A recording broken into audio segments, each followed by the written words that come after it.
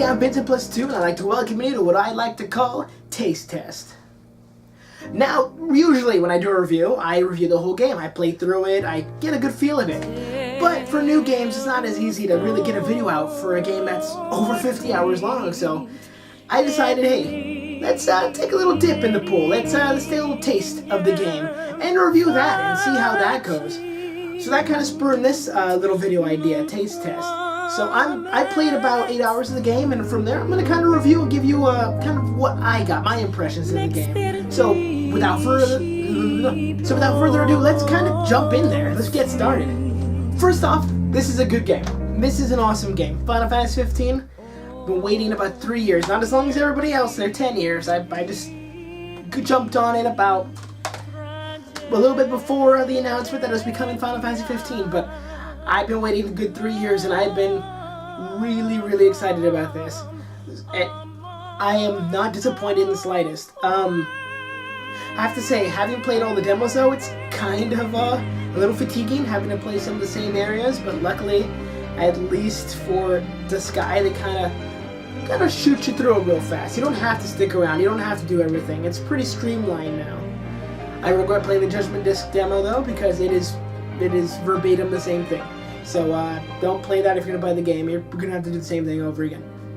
Although it's a good feel of it, minus the English. If you don't speak Japanese, you're not gonna really get a good feel of the story. But definitely, it's a lot nicer to just play the game and understand wholeheartedly what's going on. The combat too. It took me a bit to really get back into it, because I've played the Platinum demo, I played Episode of Sky, and the Judgment Disc demo, and I've seen the combat really evolve over time. And I have to say, it took a bit to get back into it, because I know I did play Judgment Disc, but I'm really used to the Sky battle system. But once I kind of got a feel for it and warmed up to it, I am really enjoying this battle system now. I'm just wishing I can get more weapons faster, because I really want to use more varied items, different things. I like the guns. I wish they did more damage, but I do like the guns. Very nice touch. I know guns weren't originally supposed to be in here, at least for your personal use, so I'm glad they added that in. Swords also feel very nice. I'm really glad that special moves like Tempest actually got reused rather than just removed. And, Gladio gets to use it as your own joint attack, and I really like that, because that was my favorite move actually in Episode of the Sky. That's how I took out, a good amount of enemies. It was really fun. That was my go-to ace in the hole. So I'm really glad, a lot of things, came through and weren't just thrown away when the game was kind of, through its development cycle. I'm glad not everything was removed and actually reused throughout the changes and the updates and all this stuff that it's gone through over the last 2 years. So I'm really glad for that. One thing I gotta say about this game though is story is actually, it's nice. I do like the story, but they kind of just throw you in there. They don't really, if you being a fan myself, I've seen everything. I know everything. Generally, I'm pretty aware of the story. But for everybody else, they kind of just, they tell you what's happening, but they just kind of throw you in. There's no real, slow pace. Everything just kind of out of, I wouldn't say a running start, but they just kind of throw you into the world, and story's kind of brief in the beginning, then you're out in the world, you're ready to go, and slowly, of course, story starts developing over time, but at the beginning, it's kind of just carefree, do what you want, a little bit of story, and then, bam, the actual story starts developing, and it starts getting really good. It's not really, I don't know if it's a complaint or not, but it's just something that kind of bugs me, although not too much. I still enjoy it. It's just, it kind of picks at me. I'm not exactly sure if it's a complaint or a compliment. It's weird. It's nothing I'm used to. That's the only thing.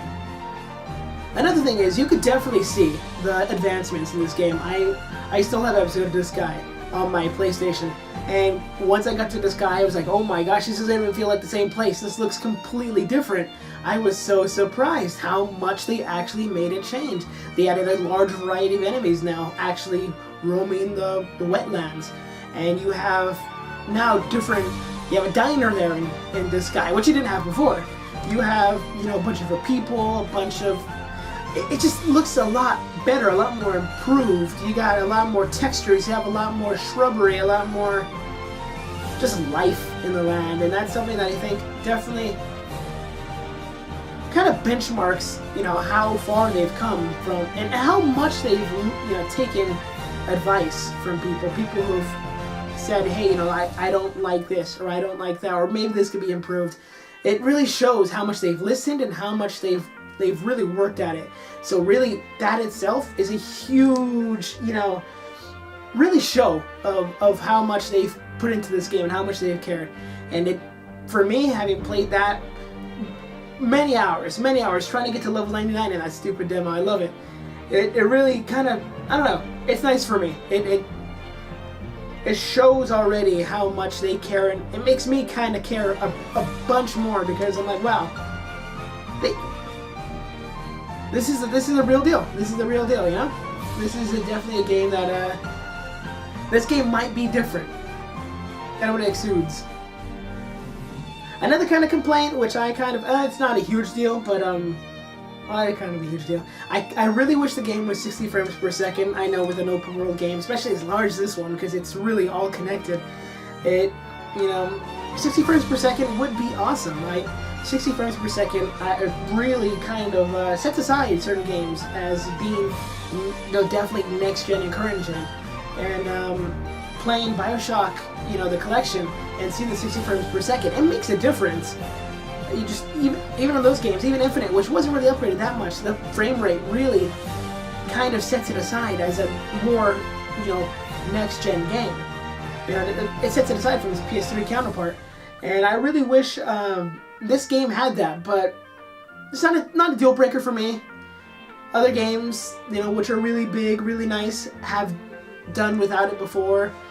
But Phantom Pain had it, and that was another huge game, and they got away with it with 60 frames per second. I just kind of wish they had that nice, quality, because it really adds to the game, 60 frames per second. It makes the game a lot more beautiful. It's already a beautiful game, but it would have, added it to, next tier. It would have upped it a level, and I really wish they would have done that, but, well, I mean, what can you do? The game's done. It's out. Next time, I guess. And although it is not 60 frames per second, the world is expansive. It is huge. There's a lot of things to really look at and go around. It's everywhere you go, there's hidden secrets, hidden items, people to talk to, quests. It's so much to do. It kind of almost gets away with not having 60 frames per second because of how much they've packed in there. It's a very dense world, and I do love that. There's always something to do. I mean, you can go out, and there won't be, something everywhere. But if you keep going, you'll find something. There's always, a hidden cave, a cavern, a building, some people, a weapon. There's always something hidden around, and I really do like that. And although I'm not that far in the game, I'm only past this guy, but that goes to show you that I've been kind of looking around. I've been enjoying it. I've been going back. I've been going back to Sid's garage and doing quests and all that. There's just so much to do that really you can spend, a few days just in one area doing all kinds of things, and every little quest and every little I don't know, just everything. It's a huge game, and I really like that. I really love just how much they've packed into it, how much you can do. It won't be a boring game. There's always something to do, and that I'll give them that. It's incredible. As for your friends, I do kind of notice there's some repeating dialogue with them, which of course, I mean, it's what can you do? They're gonna say the same things if you only record so many lines. That kind of bugged me, but again, it's nice that they speak at all. And there is a good amount of dialogue, a good amount of differing lines, which are nice, but you do notice some repeat, which is, again, not a huge deal, it's just something you notice. The game itself is a very fun and enjoyable experience, bar a few little technical things that could be improved. It really is a fun game so far, and really, although it doesn't do a great job of kind of throwing you in there into the world, it's really captured me very quickly, and I really enjoy that. I like this game. I was holding my breath as the reviews came out. I had a feeling it might not be good, because I mean, when something's just too good to be true, of course it is. I figured the game might be bad. There might be bad reviews. I figured it might be terrible, because I wanted it for so long. Of course it can't have anything good. Why would anything good happen to me? But reviews came out, and it's been great. And then I got it myself, and it's been great. I'm really happy with it. overall, it's a good game, and I definitely recommend it to anyone who at least is interested in the game. If you like Final Fantasy, it's going to be a little different for you. And if anything, it's a great intro to Final Fantasy, because even I don't really like the older ones too much. I do like some of them. I love 3 and I love 4. But the turn-based battle is not for everybody. And this right here it's just standard action. It's just standard action, an RPG, and it's great. My friend who never ever wanted to pick up Final Fantasy, I let him play the demo, and he actually really liked it. He thought it was fun. He's like, I might actually pick this up. This is a Final Fantasy that might be for me. This game is, like it says in the beginning, it's for fans of Final Fantasy and first-timers alike. And I think that really is true this time around. They actually got it right, where this is a game where anybody can really play it. I mean, of course, there will be some people who maybe shouldn't watch Kingsglaive, because there is some stuff they show you, clips to kind of bridge the gap, but you get a better understanding if you didn't watch the movie. But other than that, really anyone can play it, and it's a good time. So for my taste test score, I would definitely, at least from what I've seen so far, 8 out of 10. And only because right now, where I am right now, I'm not too much in the story. I'm only giving it an 8 because I haven't gotten to that in-depth story that is, kind of deep in there. I've only scratched the surface of this game. So I really can't say much else for it, but I'm sure once I do get a little deeper in there, I feel like this game definitely will go up. It has so much promise, and it's such a fun game. I've been waiting for like 3 years for this, and it may have actually paid off, and paid off for the other people who waited 10 years for this game. It's a very interesting game, and I can't wait to get back to it. So I advise you all to go pick up the game, or even rent it. I think if you're interested in it, why not rent it? Redbox has it. I would say definitely rent it. Get a feel for it. See if you actually like this game, and if you do generally, if you like playing it for a day, you'll probably like the rest of the game, at least from what I can tell.